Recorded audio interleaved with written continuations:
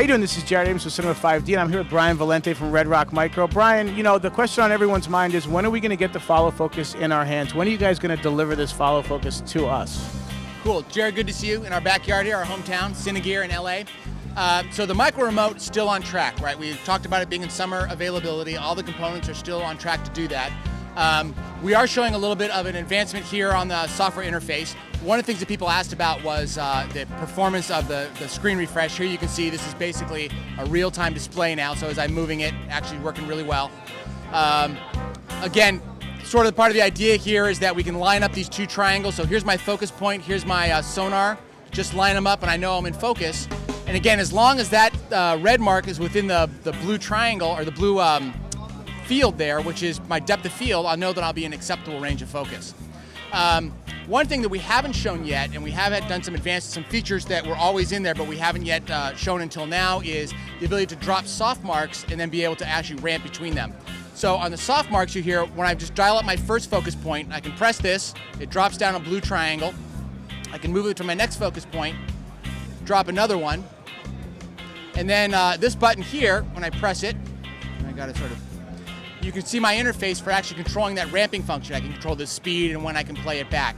So what's really nice here is, because we've been able to leverage the iPhone and the iPod Touch interface, we can focus on advanced features like this and not on just building a basic display. And this is really the first time we've seen this in Cinema5D here. You guys are seeing it for the first time.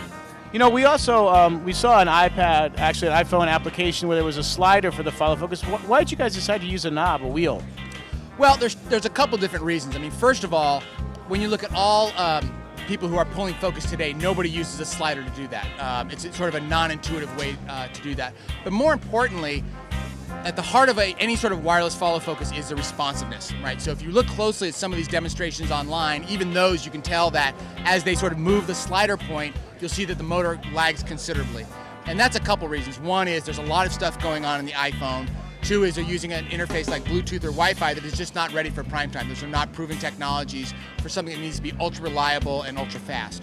So you'll see in the hardware harness, really what we have is, first of all, we have an actual physical ring that has hard stops, right? You can see that it's actually stopping here, stopping here. It's the kind of rotation that we see in the cinema types of lenses, and of course the still lenses will map to this, so you have a nice big range for that.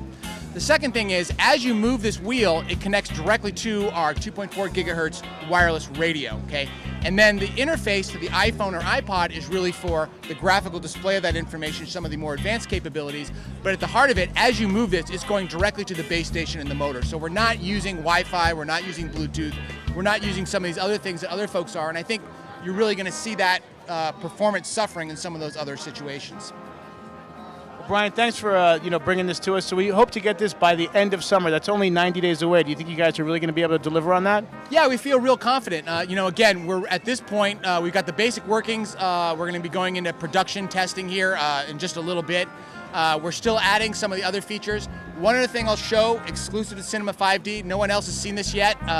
Just one of the preferences for this is the ability, let's see if I can get the preferences here.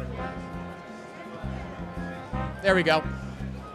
Is actually you can choose the interface whether it's black or white. So if it's, here we've got the black background, I can push this button and actually go to the white background. So what's really kind of nice about this is, this is not an earth-shattering feature, but what's nice about this is these are the kinds of things that we're able to add in. So if you're in bright daylight or a dark night, you have the ability to have some of these advanced capabilities that really, up until now, you just haven't seen in any type of follow focus. So it's a first for you guys to see this.